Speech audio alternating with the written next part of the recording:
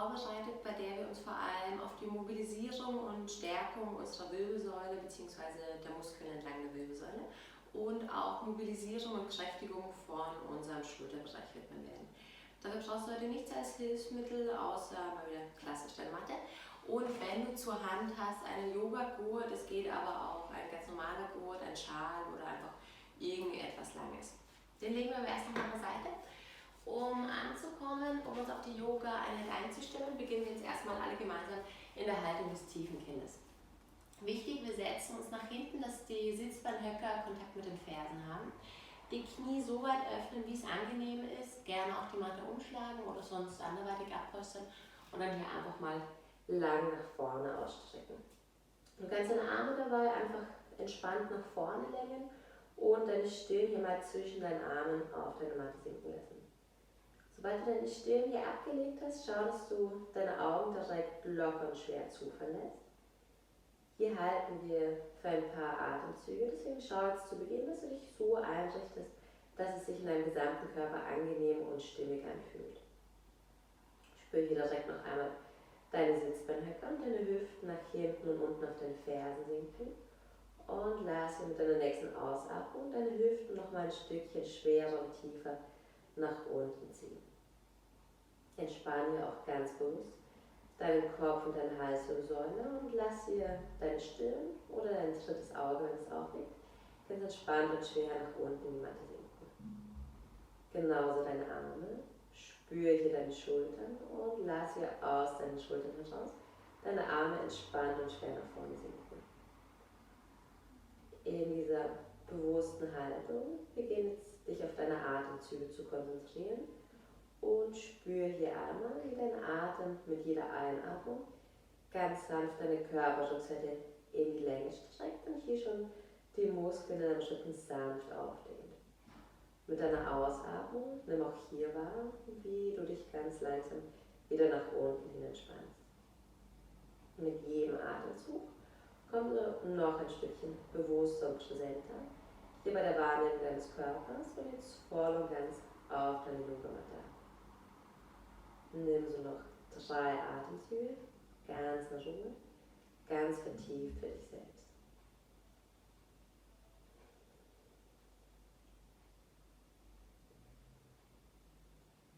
Im Anschluss mit deinem dritten Atemzug beginne ich dann langsam mit Hilfe deiner Hände hier nach oben aufzurichten, Schritt für Schritt.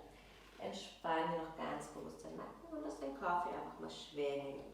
Wenn du gerade aufgestanden bist, kann sich das durchaus noch intensiv, fast unangenehm anfühlen. Deswegen richten wir uns jetzt erstmal hier im Fersensitz auf. Sollte der Fersensitz unangenehm sein von den Knien oder auch einfach von der Dehnung im Fußspann, du kannst auch jederzeit in den Kreuzsitz oder in eine andere für dich bequeme Sitzhaltung wechseln. Hier richten wir uns bewusst auf, schau, dass du deine Schulter nach hinten entspannst und dann beginn hier mal locker deinen Kopf zu kreisen. Wir beginnen ganz bewusst mit Hals kreisen, damit wir nicht zu viel Druck auf deine Halswirbelsäule bzw. auf die Bandscheiben dazwischen ausüben. Wenn du möchtest, kannst du dann auch schon langsam jedes Mal, wenn du hier zu einer Seite kommst, für einen kurzen Moment dein Ohr in Richtung Schulter ziehen und vielleicht sogar, um die Dehnung noch ein bisschen zu vertiefen, dein Schulterblatt jetzt schon nach hinten und unten zurückziehen.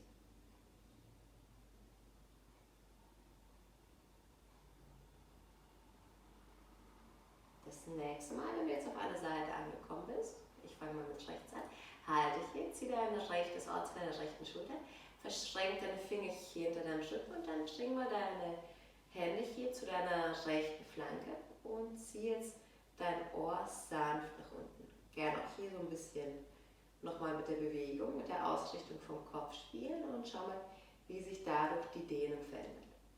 Wenn du hier einen interessanten, besonders angenehmen Punkt gefunden hast, halte hier inne, gerne auch nochmal die Augen zufallen lassen und bleib so für 3 tiefe Atemzüge.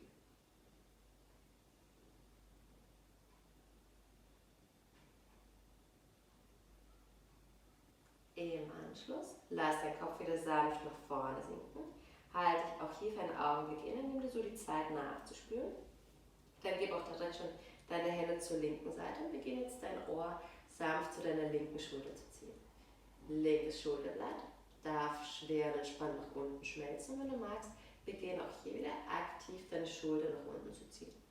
Bleibst in dieser Aufrichtung und dann auch hier nochmal, wenn du möchtest, nimm nochmal so eine winzig kleine Bewegung dazu und finde für dich heraus, wie sich hier die Dehnung verändert.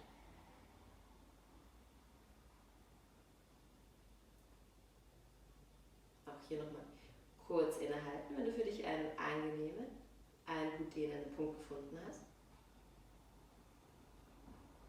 Und dann, um aufzulösen, kommen wir zurück zur Mitte und heb langsam deinen Scheitel wieder gerade nach oben an. Von hier aus verschränken wir jetzt die Finger auf unserem Hinterkopf. Wer möchte, kann die Finger einmal so verschränken, dass du die für dich ungewohnte Variante nimmst, sodass jetzt der andere Daumen oben und der andere kleine Finger ist als für dich typisch. Tut nicht weh, aber fühlt sich ein bisschen komisch, ungewohnt an. Dann bring die Hände wieder auf deinen Hinterkopf, die Schultern fließen zurück und drück hier mal deine Ellbogen aktiv nach hinten und außen. Hier solltest du schon so eine kleine Dehnung, eine bewusste aktive Öffnung spüren. Halte diese noch kurz inne, damit wir hier nicht automatisch ins Hohlkreuz kippen. Bring auch schon eine bewusste Spannung in deine Bauchdecke. Nabel zieht leicht nach innen. Einmal noch mit der Einatmung die Länge finden hier. Und mit deiner Ausatmung mach dich hier klein und lass deine Ellbogen nach unten in Richtung Oberschenkel ziehen. Einatmen, langsam und bewusst. Komm wieder nach oben. Ausatmen, roll dich wieder ein.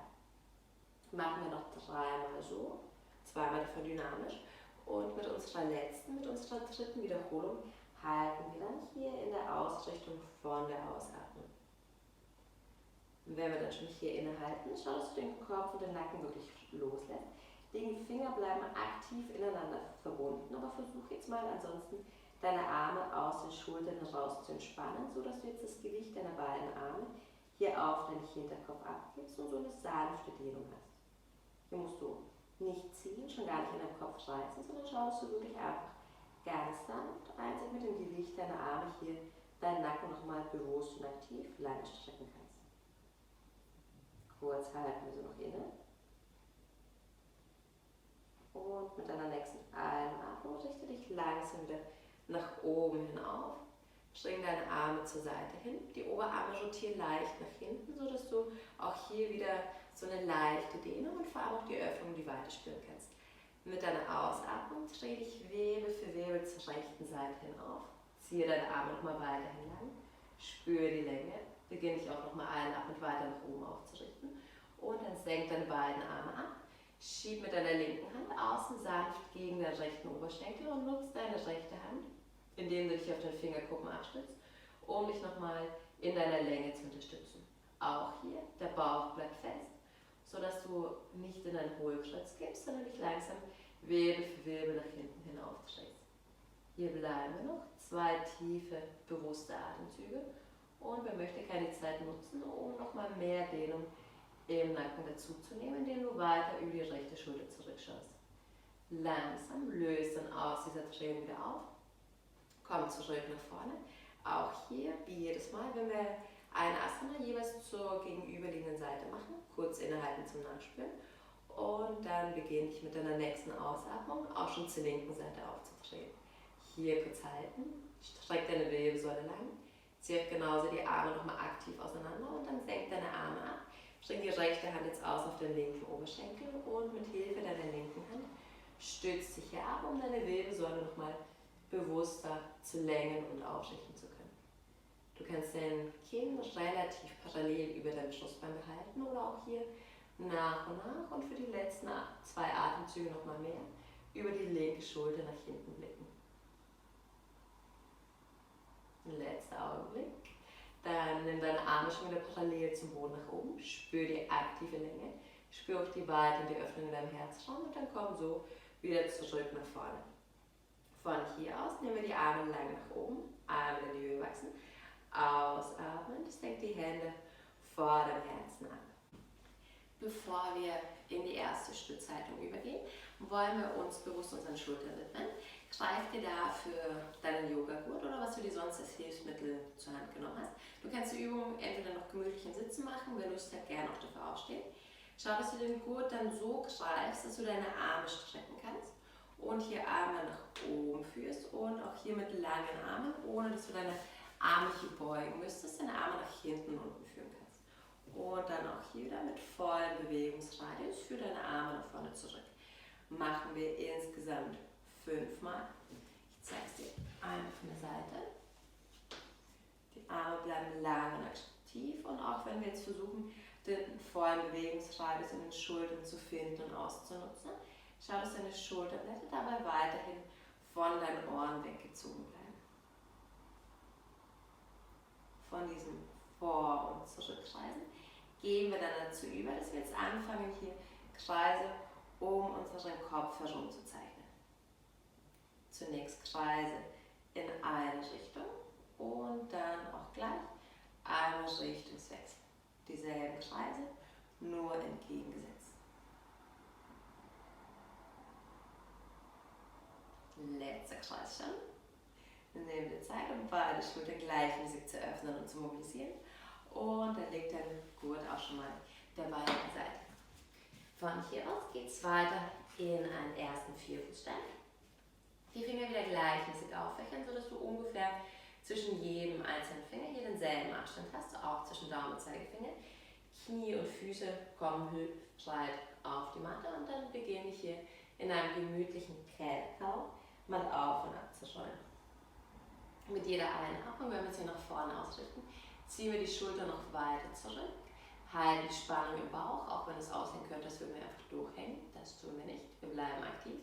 Und mit jeder Ausatmung schieb mit deinen Händen aktiv gegen den Boden, sodass du hier eine sanfte Dehnung zwischen deinen Schulterblättern und vielleicht auch nochmal entlang der kompletten Muskeln, entlang deiner Wirbelsäule wahrnehmen kannst. Sodass wir hier immer noch mal gezielt in die Entspannung und in die Länge unserer Körperrückseite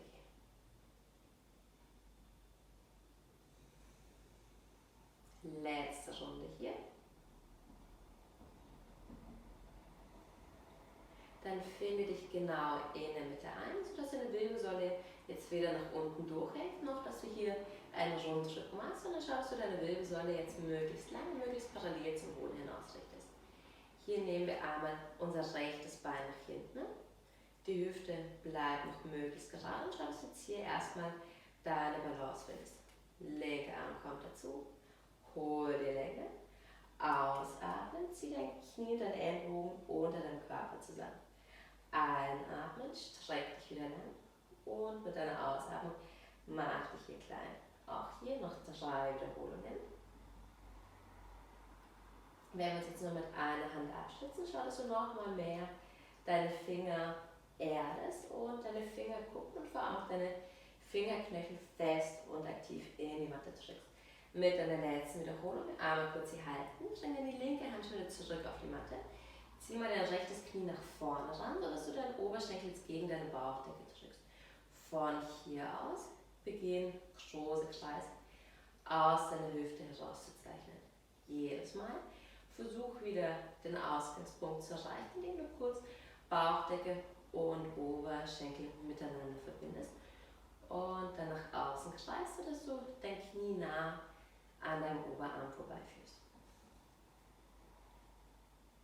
Dann auch hier entgegengesetzte Richtung und selbes Spiel. Versuch dein Knie jetzt über außen nach vorne zu deinem Oberarm heranzuziehen und dann kurz Bauchdecke und Oberschenkel wieder in Verbindung zu bringen.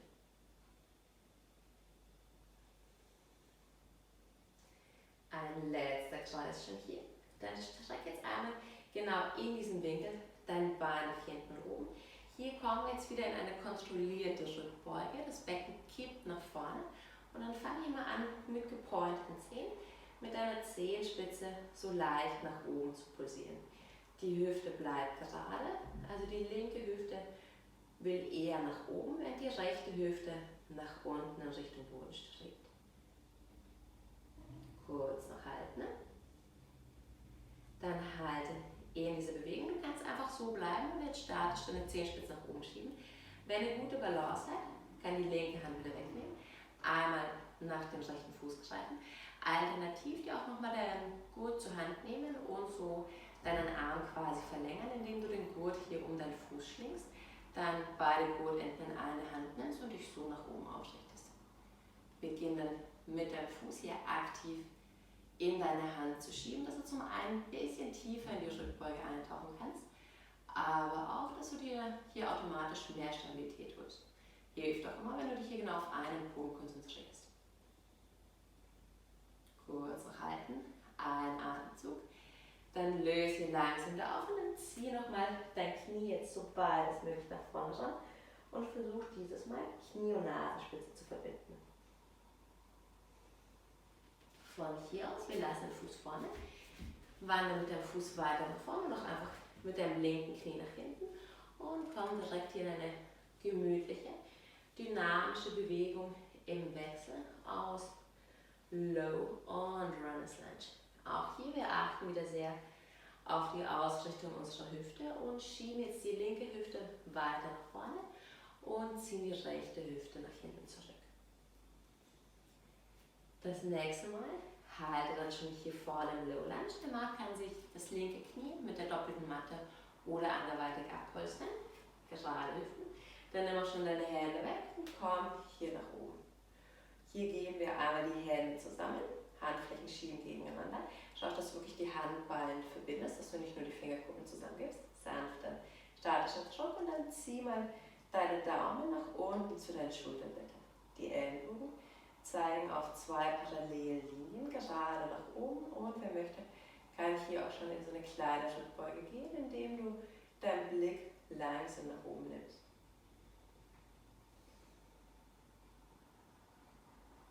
Und wir lösen auch schon auf. Die Hände wieder abstützen und dann heb einmal dein linkes Knie an und steig hier in einen ersten herabstehenden Hund. Wer möchte, kann direkt im herabstehenden Hund bleiben oder sich hier gemütlich auf der Stelle durchlockern. Entscheide für dich, was sich für dich jetzt hier gut und richtig anfühlt. Nochmal zwischendurch zur Erinnerung für den herabstehenden Hund. Ärgere dich hier nicht, falls du deine Fersen nicht auf die Matte bringen solltest. Es ist erstmal nebensächlich, viel wichtiger, dafür eher die Beine anrollen, dass du wirklich hier im unteren Rücken schon eine bewusste, aktive Länge aufbauen kannst und hier nicht rundest. Hilft auch wieder sehr, wenn du deinen Bauch anspannst, den Nabel nach innen ziehst und somit dem Gegenspieler deinen Rücken in seiner Länge unterstützt. Wer noch in der Bewegung von den Beinen ist, kann jetzt langsam zur Ruhe kommen. Vor allem jetzt auch für den ersten Hund wirklich Beine einfach eher noch gemütlich gebeugt halten und dann nimm dir Zeit, voll und ganz in diesem Asana anzukommen. Erde hier nochmal ganz bewusst jeden einzelnen Punkt deiner Finger, deiner Handflächen, vor allem deine Fingerkuppen, halten dich davon ab, wenn du hier im Mund das Gefühl haben solltest, dass du mit den Händen so ein bisschen nach vorne rutscht. Die Unterarme drehen eher leicht zueinander, während du hier die Oberarme aktiv auseinander drehen solltest, sodass deine Schulterblätter sich nach hinten ziehen. Wenn ich genau weiß, was ich damit meine, dann einmal die Hände nach außen drehen. Hier spürst du ganz automatisch, dass deine Oberarme nach außen drehen und du solltest auch einen Unterschied in deinen Schultern wahrnehmen. Sieht ein bisschen komisch aus, deswegen wir halten bewusst diese Rotation von den Oberarmen und bringen einfach nur wieder die Hände so zurück, dass entweder Zeige oder Mittelfinger parallel zueinander sind.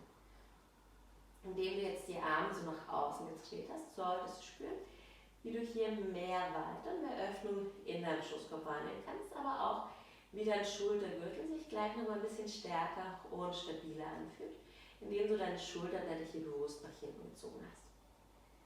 Über diese Stabilität hinaus beginn weiter dein Steißbein und deine beiden Sitzbeinhöcker nach hinten und oben anzuheben, sodass du hier nach und nach mehr in die Länge wächst. Jetzt sind wir schon eine gute Weile hier. Wer möchte, kann auch zur Entspannung für die letzten Augenblicke hier einfach mal den Kopf loslassen und gemütlich ausschütteln. Und dann lass auch schon deine Knie langsam zurück auf die Matte sinken und komm entweder nochmal wie zu Beginn ins Tiefe oder auch gerne ins klassische Kinn zurück. Du kannst die Arme dabei nach vorne strecken, sodass deine Handflächen nach oben zeigen. Oder wer möchte, auch die Arme neben den Körper bringen und hier mal Fäuste formen und in deine Handrücken von der Matte ablegen, sodass du dein Handgelenk hier mal in die entgegengesetzte Richtung aufdehnen kannst. Hier nutze wieder deine Gelegenheit. in dieser kurzen, wohlverdienten Pause, um deine Augen zu schließen. Und hier wieder ganz achtsam und bewusst, ohne jegliche Ablenkung, sei es gedanklich oder körperlich, dich hier einzufinden und wieder voll und ganz deinen Atem und dich selbst hier wahrzunehmen. Von hier aus beginnen wir dann langsam wieder uns aufzurichten, Wirbel um Wirbel. Für die zweite Seite kommen wir wieder nach vorne, nimm dir wieder kurz bewusst die Zeit, dich im Vierfußstand einzurichten. Aktive Körpermitte, beide Hände schieben noch gleichmäßig nach unten in die Matte und dann streck auch schon dein linkes Bein nach hinten. Finde hier erstmal die Länge, level deine Hüften und wenn du schon so weit bist, nimm auch deinen rechten Arm dazu. Hier einmal leicht strecken, mit deiner Einatmung noch ein Stück mehr und ausatmen, zieh dich klein zusammen. Einatmen, hole die Länge, ausatmen, verbinde Knie und Ellenbogen, gerne auch zieh dein Kinn zu deinen Brustbeinen ran. Wenn du hier direkt ein bisschen mehr Aktivität in deiner Körpermitte finden möchtest, kannst du auch hier ein bisschen länger halten und wirklich Knie und Ellenbogen bewusst gegeneinander drücken, sodass du spürst, dass sich automatisch die Muskulatur in deinem Unterbauch aktiviert, um hier mehr Stabilität aufzubauen. Ein letztes Mal schon, hol dich hier die Länge, setz deine rechte Hand wieder auf und zieh dein Knie wieder nach vorne ran. Drück hier mal kurz Knie, dein Oberschenkel und deine Bauchdecke gegeneinander. Knie zieht nach vorne, drück gerade und links hin. Und dann fangen wir wieder an, Kreise zu zeichnen. Zieh dein Knie wieder nach vorne zu deinem Oberarm heran und schau, dass du zumindest für einen kurzen Augenblick immer wieder deinen Oberschenkel und deine Bauchdecke in Verbindung bringst. Nutz die Gelegenheit, um deine linke Hand zu entlasten, die dich schon relativ lange abstützt und schau, dass du auch wieder die linke Hand bewusst und gleichmäßig erdest. Wir wechseln auch schon die Richtung. Zieh dein Bein wieder nach vorne und oben heran und öffne hier ganz bewusst und weit aus der Hüfte raus. Der Winkel in deinem Kniegelenk bleibt so gut es geht konstant. Ein bisschen Bewegung ist natürlich immer dabei, aber wir schauen, dass wir hier keine bewusste Bewegung mehr machen. Letzte Runde, dann halten wir hier.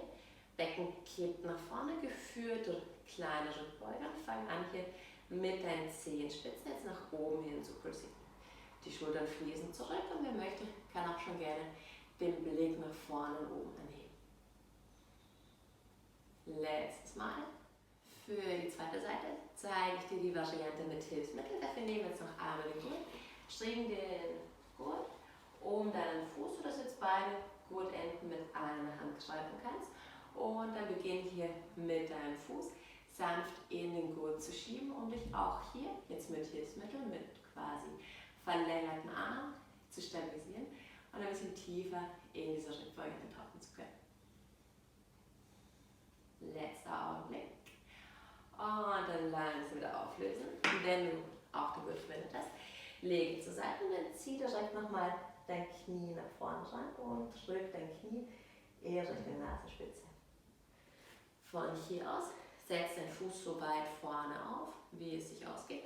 Ansonsten den Fuß hier langsam nach vorne bringen und komm direkt in diese sanfte, dynamische Bewegung, in diesen Wechsel aus Low Lunge und Runners Lunge zurück. Dabei achten wir wieder darauf, dass wir die Hüfte so gut es geht auf eine gerade ausrichten und jedes Mal den linken Hüftknochen noch ein Stückchen weiter nach hinten bringen. Wir halten hier, setzen den linken Fuß voll auf und dann richte dich auch schon nach oben auf. Hier in den aktiven, umgestützten Low Lunge. Gerade Hüften, setz dich hier wirklich so richtig in die Beugung von deinem linken Bein hinein. Achte aber unbedingt darauf, dass dein Knie und dein Knöchel eine Linie bilden und dein Knie auch nicht nach innen oder nach außen ausweichen.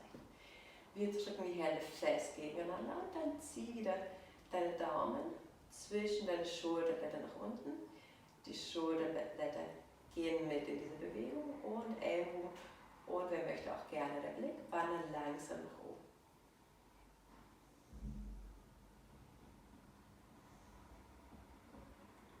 Letzter Augenblick noch hier, dann lösen wir schon wieder auf. Arme lang strecken, stütz dich wieder ab.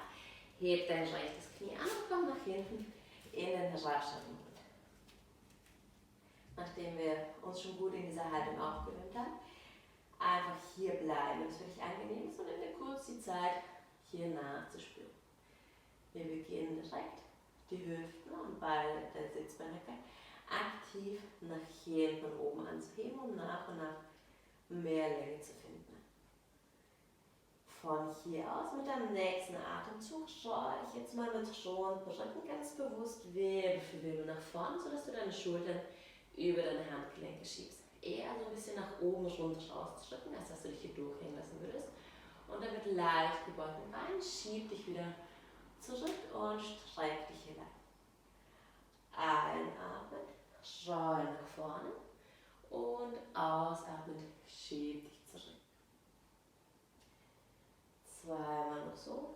Mit jedem Atemzug, mit schonendem Rücken, komm nach vorne. Bauchdecke, dein gesamtes Core bleibt so fest und stark wie nur möglich. Gleich haben wir es schon geschafft. Wir rollen es nur einmal mehr nach vorne und dann legen wir uns auch schon gemütlich auf den Bauch. Du kannst gerne, wenn du möchtest, erst die Knie ablegen oder dich so langsam als möglich nach unten absenken.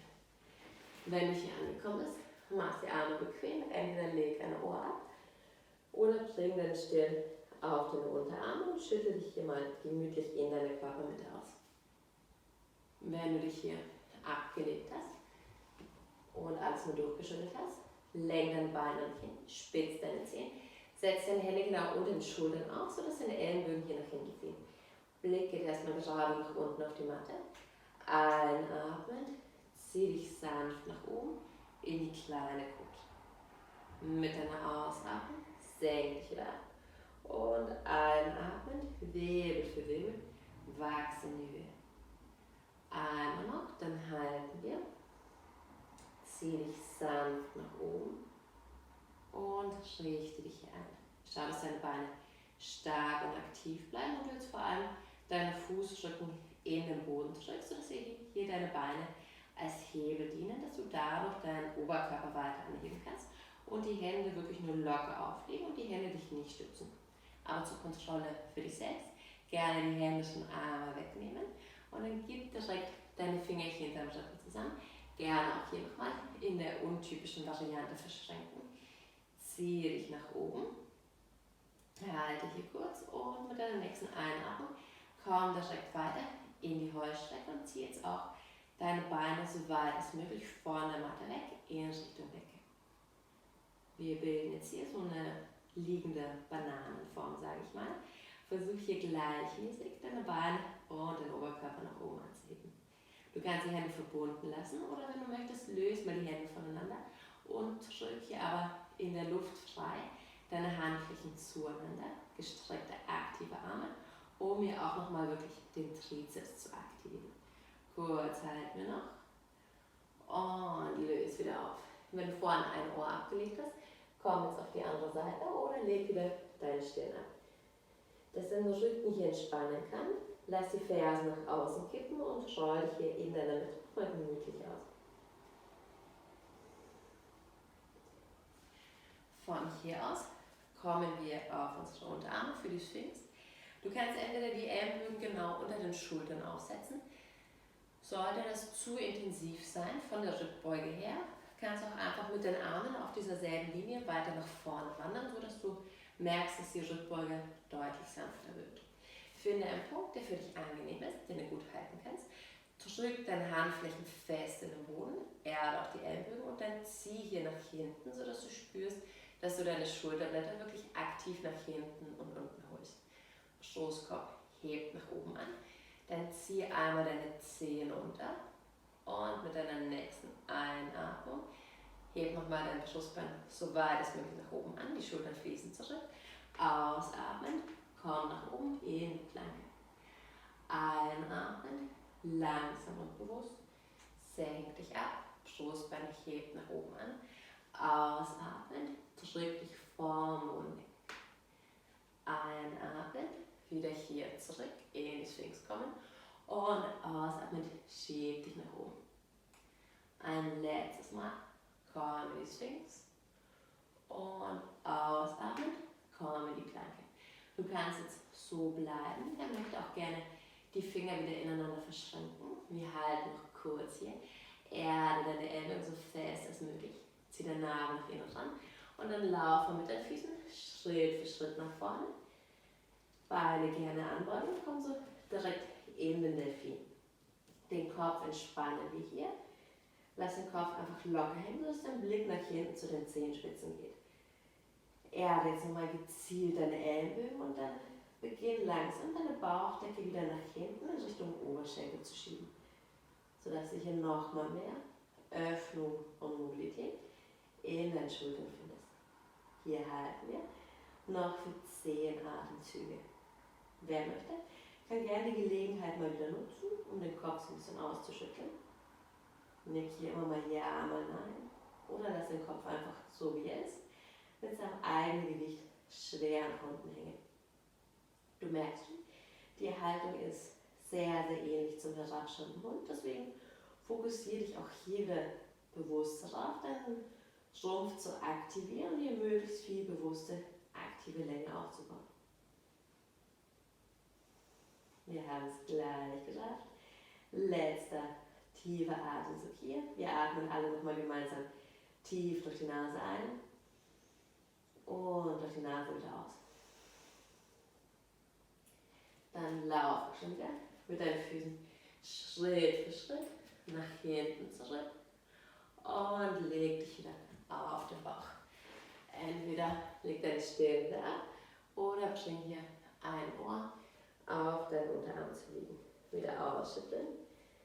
Dich mit deiner gleichmäßigen und bewussten Atmung verbinden und genieße es einfach, dich hier mal ganz entspannt und schwer in deine Matte sinken zu können und hier dein komplettes Körpergewicht und auch das gesamte Gewicht all deine Gedanken und Sorgen an die Matte abgeben zu können. Und wenn wir hier alles losgelassen und abgeschüttelt haben, kommen wir direkt wieder in die Sphinx zurück. Schau, dass du wieder die Ausrichtung wie zuvor findest, also entweder Ellenbogen genau unter den Schultern oder so ein bisschen weiter davor. Schultern ziehen zurück, Brustbein hebt nach oben an, aktive Hände, aktive Unterarme.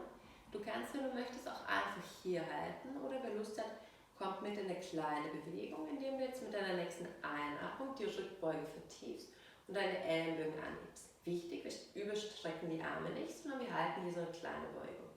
Ausatmend, senk auch schon wieder ab und einatmend, komm nach oben.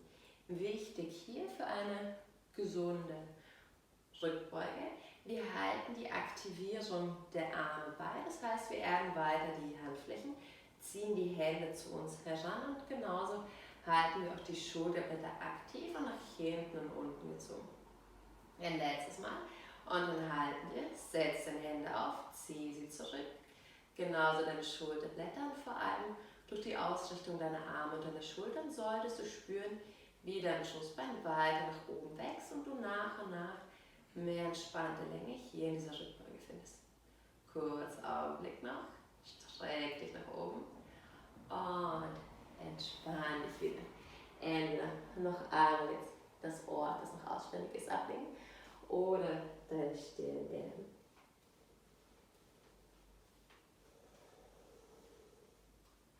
Arme noch tief und voll durchatmen hier.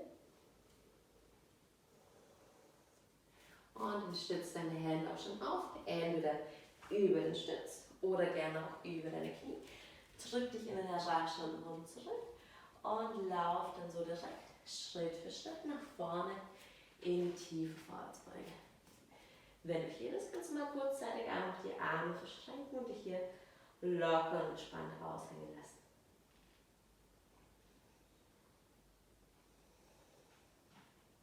Dann löse auch wieder den Griff von deinen Armen und komm ein Wirbel nach dem anderen nach oben zum Stehen. Jetzt nochmal die Schultern bewusst nach hinten rollen und nach unten ziehen und heb deinen Scheitel gerade nach oben an. Wir verbinden nochmal Schultermobilität, diesmal mit Balance. Wir heben mit der Einatmung langsam die Arme nach oben an und rollen uns zeitlich auf die Zehenspitzen. Ausatmen, senk die Arme ab und roll dich wieder auf die Fersen ab. Einatmen, streck dich lang Und ausatmen, komm nach unten. Wie bei jeder Balance, such dir einen Punkt, um dich darauf zu konzentrieren. Nach und nach, mit jeder Wiederholung, wachsen ein Stückchen weiter nach oben.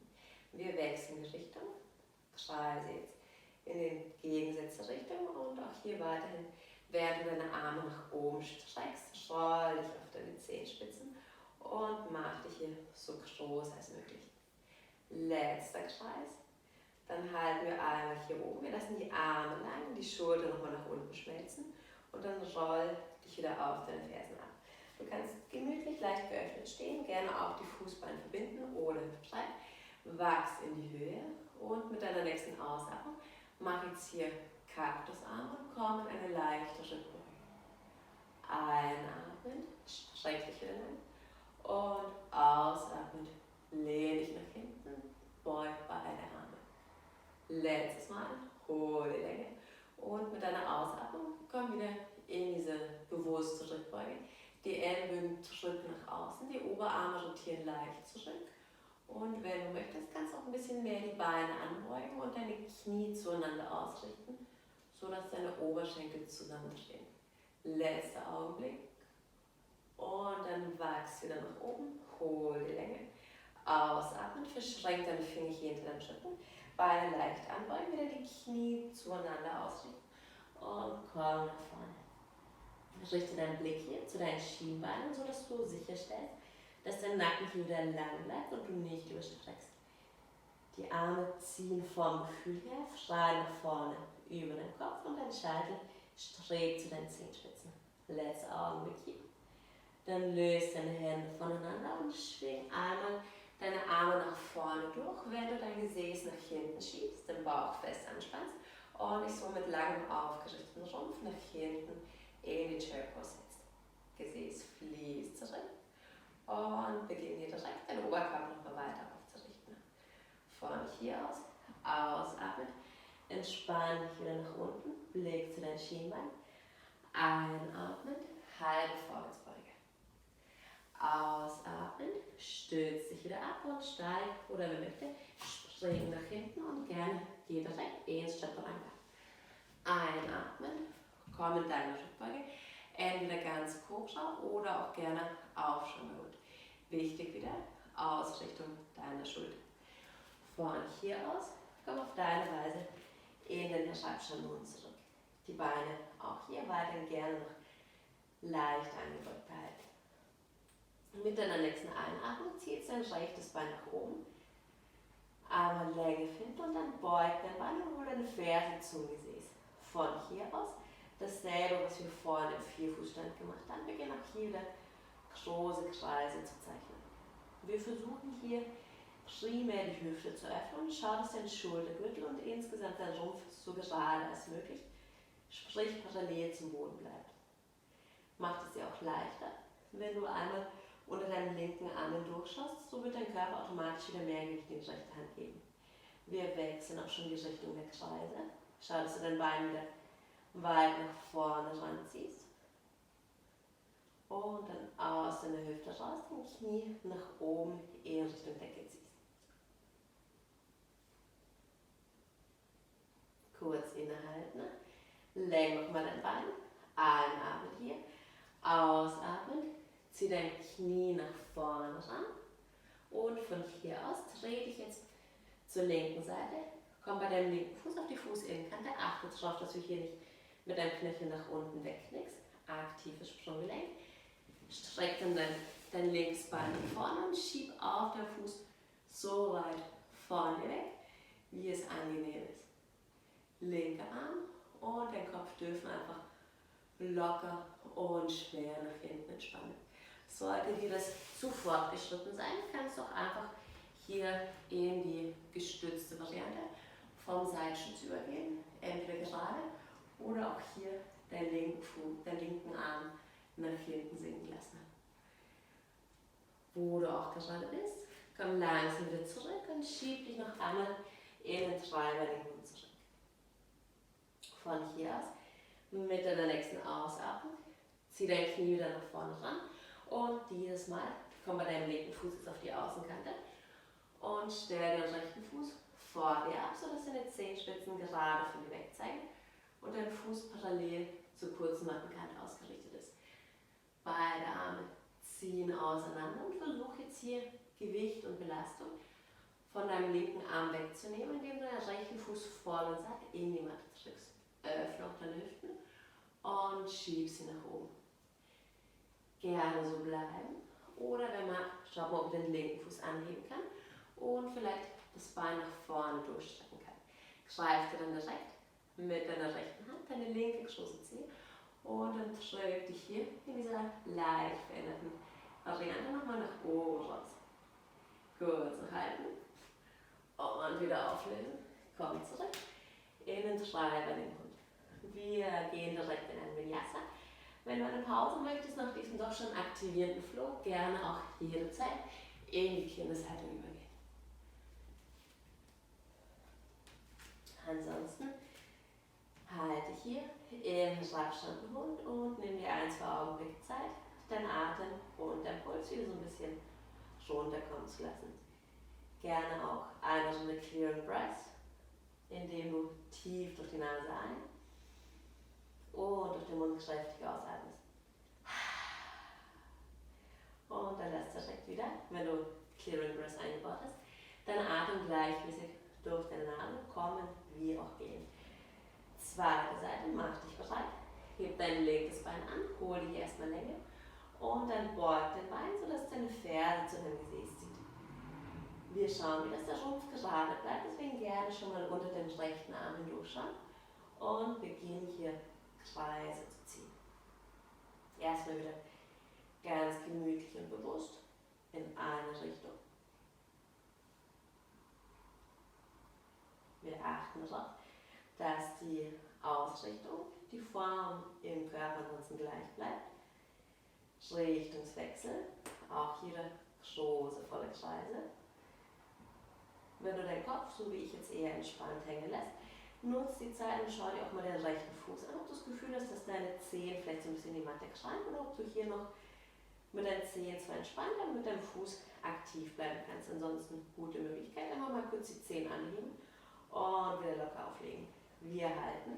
Einmal das Bein lang strecken, ausatmen, zieh dein Knie nach vorne und dann dreh dich hier zur Seite, streck dein linkes Bein und je nachdem, ich hoffe, du hast mehr Platz als ich, wie weit du hier kommst, streck dein Bein nach vorne und lass deinen rechten Arm nach hinten sinken. Oder auch hier wieder die alternative Variante, wenn du nicht so weit gehen möchtest, linkes Knie abstützen und den rechten Arm nach oben legen.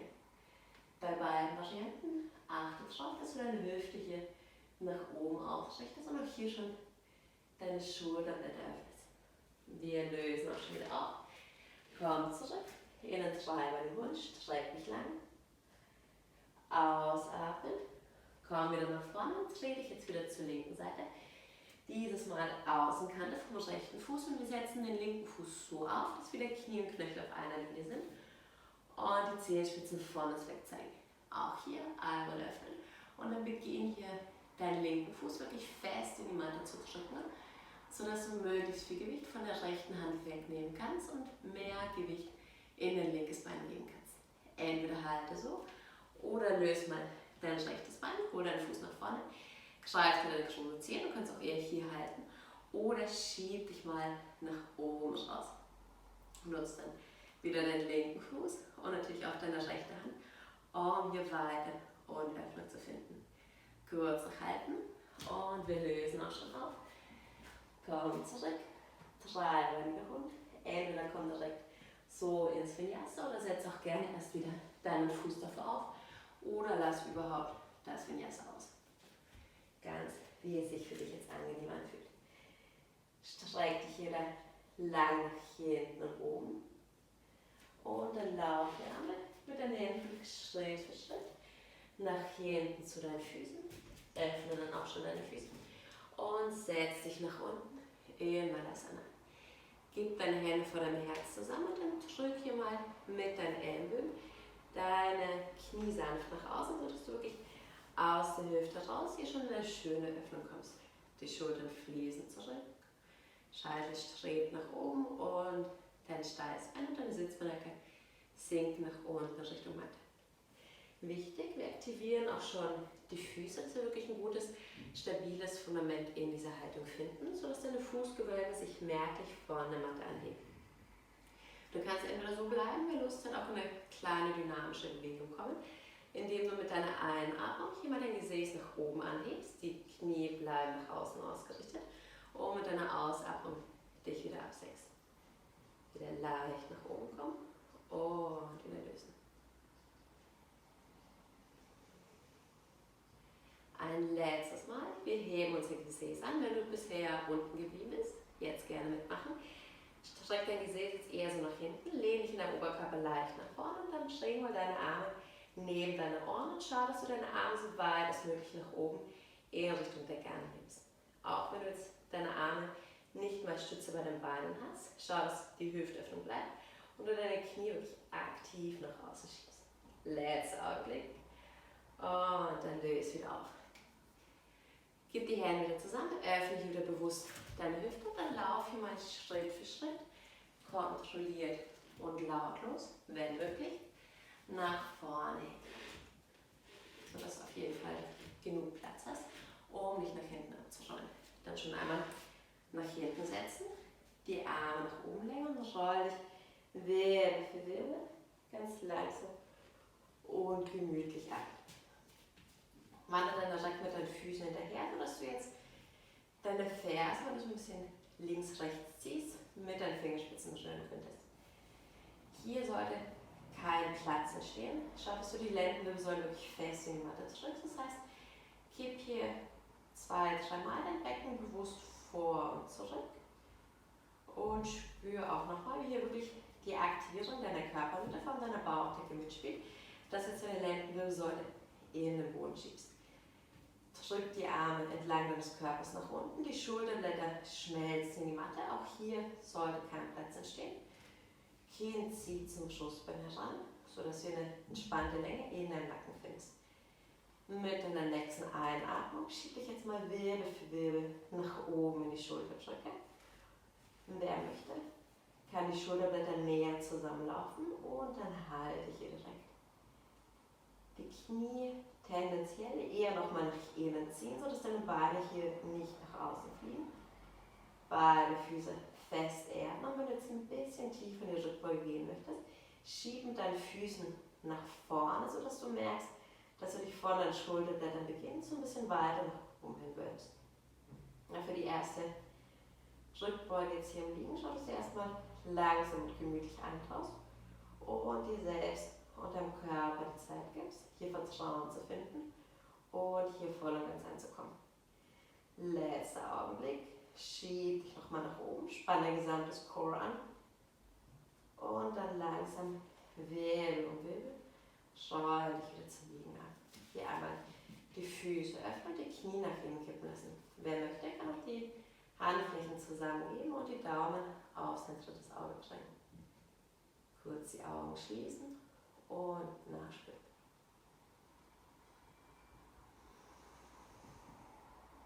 Zweite Runde. Bringen deine Hände wieder in hüftbreiten Abstand. Gerne noch ein paar Mal vor und zurück wippen, sodass du wirklich die Lendenwirbelsäule fest in den Boden klebst. Von hier aus rollen wir jetzt wieder Wirbel um Wirbel nach oben. Dieses Mal verschränken wir die Finger ineinander, laufen die Schulterblätter näher zusammen, sodass du jetzt deine Arme noch mehr als Hebel einsetzen kannst und spürst, dass du automatisch mal leichter und noch ein Stückchen weiter nach oben kommst. Wenn du sagst, du hast ja schon genug von Rückbeuge, einfach hier bleiben. Oder wenn du möchtest, roll dich auf die Zehenspitzen. Wenn du jetzt mit den Füßen genau da bleibst, wo du bist, hat sich von der Rückbeuge, von der Intensität vielleicht nicht so viel verändert, sollte auf jeden Fall mehr Platz, mehr Entspannung in deinem unteren Rücken entstanden sein. Und wenn du diese ausnutzen möchtest, lauf mal in winzig kleinen, vorsichtigen Schritten näher zu deinen Händen, um so die Rückbeuge langsam zu vertiefen. Auch hier dann erde deine Füße bewusst und schieb hier nach vorne, sodass du spürst, dass du nochmal weiter in die Rückbeuge eintauchst. Wachs nach oben. Letzter Augenblick. Und dann löse auch schon wieder auf und roll dich bewusst ab. Die Füße wieder Mattenschalt öffnen, lass die Knie gegeneinander kippen. Gib die Hände zusammen und lass deine Daumen sanft auf den dritten Auge schwingen.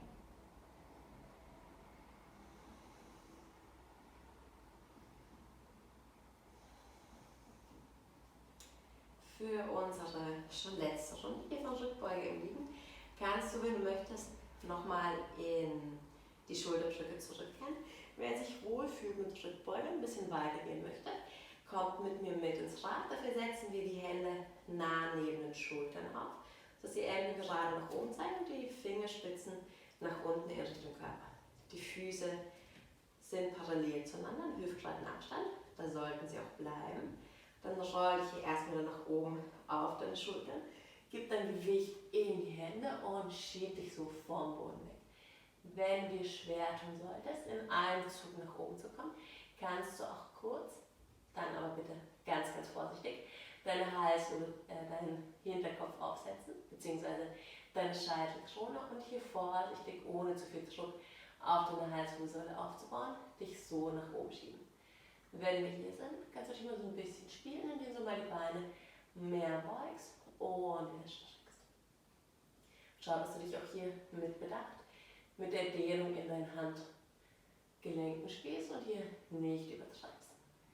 Kurz halten wir noch, wachs nach oben, finde nach und nach mehr weiter und öffnen. Und um dann aufzulösen, zieh dein Kinn Richtung Brustbein und versuch ganz sanft erst deine Schulterblätter und dann deinen Hinterkopf abzulegen. Direkt wieder die Knie gegeneinander sinken lassen und gib deine Hände zusammen und leg deine Daumen auf den dritten Auge.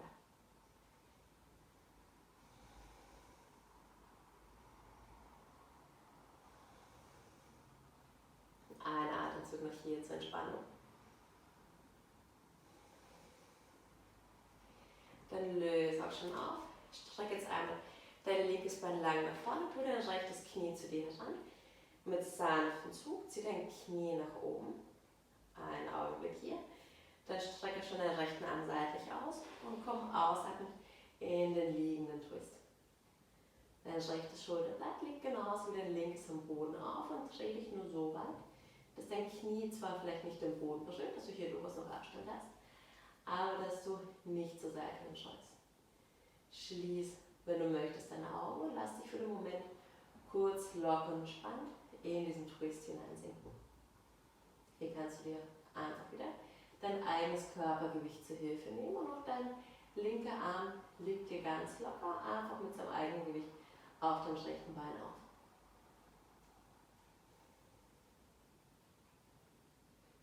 Langsam, komm da wieder zurück, komm in Rückenlage, hol dein linkes Knie zu dir und schieb jetzt dein rechtes Bein gerade nach vorne. Hol dein Knie sanft zu dir nach oben heran. Und für den liegenden Twist, streck den linken Arm seitlich aus und komm hier kontrolliert in diese Drehung. Auch hier beide Schulterblätter, jetzt vor allem Fokus, linkes Schulterblatt, liegen am Boden auf und dein linkes Bein dreht nur so weit zur Seite, wie es angenehm ist und dein Knie kann hier einfach locker entspannt in der Luft hängen. Gerne Augen schließen und halte noch 3 tiefe, entspannte Atemzüge lang hier.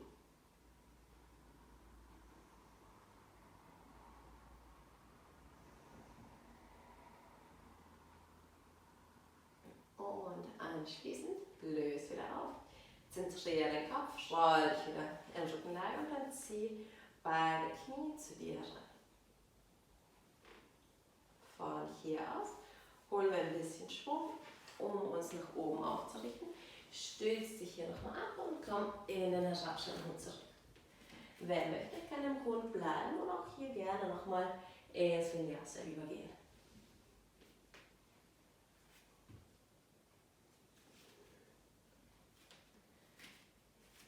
Wenn du dann schon wieder im Hund angekommen bist, heb dein rechtes Bein nach oben an und zieh direkt dein Knie nach vorne, sodass du deinen Fuß zwischen den Händen aufsetzen kannst.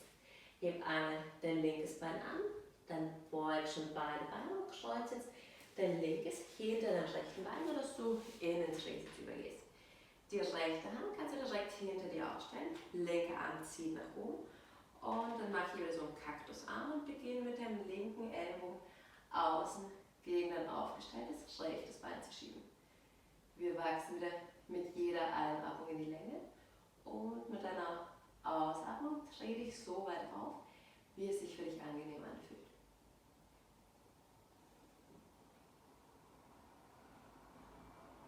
Mit deiner nächsten Einatmung kommt, lass dir dafür Zeit, löse nach vorne auf und ausatmend Twist zur offenen Seite. Von hier aus versuchen wir mal alle gemeinsam den direkten Übergang. Gib dafür die linke Hand nach hinten, stütze dich auf deinem rechten Fuß ab, nimm die rechte Hand dazu und dann dreh dich auf dein Fußbein so weit, bis beide Knie wieder fast nach vorne zeigen. Nimm den linken Arm weg und schieb dich jetzt mit Hilfe von deiner rechten Hand nach vorne, sodass du dein rechtes Bein unter deinem gebeugten linken Bein hindurchschiebst. Et voilà, Drehsitz, zweite Seite.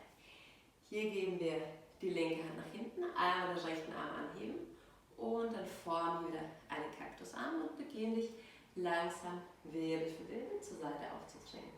Schieb dafür mit deinem rechten Ellbogen wieder sanft und locker gegen deinen Oberschenkel und halte mit deinem Bein so weit dagegen, dass du dir hier mit deinem Bein einen hilfreichen Widerstand bietest, aber nicht dein Bein zur Seite hinkippst. Genauso wenig sollte dein Bein den Ellbogen hier nach außen strecken. Einen Augenblick noch so und dann löse langsam wieder nach vorne hin auf und dreh dich einmal zur offenen Seite weiter. Dann komm auch schon wieder zurück nach vorne. Streck jetzt einmal beide Beine nach vorne aus. Zieh die Zehenspitzen zu dir ran. Stütze die Hände hier hinter dir ab und dann mit der nächsten Einatmung schieb dich hier nach oben in die schiefe Ebene. Du kannst so bleiben oder wer möchte, pointet jetzt die Füße und versuch hier deine Zehenspitzen wieder auf der Matte aufzusetzen. Die Beine Vorderseiten drehen zueinander und wer möchte, damit hier noch mehr Gefühl von Weite und Öffnung in deiner Körpervorderseite entsteht, kann den Kopf nach hinten entspannen. Und dann vorsichtig wieder auflösen, Zehen ranziehen, beide Arme nach oben anheben und komm mit deiner Ausatmung mit geraden Schritten langsam und bewusst nach vorne. Gerne die Sitzbeinhöcker nochmal erden, indem du dich ein bisschen nach hinten wanderst. Und dann halte dich dort ein, dass es sich gut ausgeht. Oder alternativ kannst du dir auch nochmal dein Gurt zur Hand nehmen, indem du dein Gurt um dein Fußbein legst, den Gurt hier jeweils einmal um deinen Handrücken schlingst und dich dann so nach vorne ziehst. Wieder jeder für sich entscheidet, was für dich hier angenehm ist. Falls du hier keine Hilfsmittel brauchst, kannst du auch deine Hände um deine Füße herumwickeln. Nacken bleibt wieder lang, Scheitel schiebt so nach vorne und dein Blick geht ganz gerade nach unten auf deine Schienbeine. Letzter Augenblick. Und dann löse dich auf und beginne dich Wirbel für Wirbel langsam wieder aufzurichten.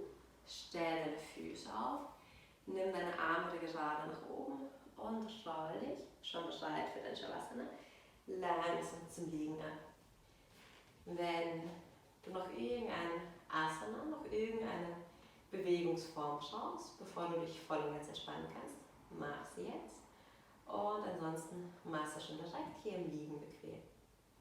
Schau, dass du deine Beine entweder nach vorne ausstreckst oder hier aus dem Oberschenkel öffnest und die Zehenspitzen nach außen kippen lässt. Oder alternativ auch dieselbe Ausrichtung, aber hier mit gebeugten Beinen im liegenden Schmetterling findest. Die Arme kannst du entweder locker neben die Matte sinken lassen. Gerne auch mal variieren, die sich hier nach oben anfühlen, sodass du nochmal mehr Öffnung weiter im Brustkorb findest. Oder auch eine Hand auf dem Herzen und die zweite auf dem Unterbauch platzieren. Entscheide dich jetzt für eine Variante und dann lass hier Ruhe in deinem Körper und Ruhe in deinen Gedanken einkehren. Und wenn du es nicht schon getan hast, lass deine Augen wieder schwer sein und hier locker zufallen. Nimm deine Atemzüge zwar weiterhin noch bewusst und aufmerksam wahr, aber lass hier jegliche Kontrolle, jegliche Beeinflussung los und lass den Atem wieder ganz frei, ganz von alleine kommen und gehen. Halte so noch einige Momente für dich. Einfach hier, ganz in Stille und nimm dir Zeit zum Nachspüren.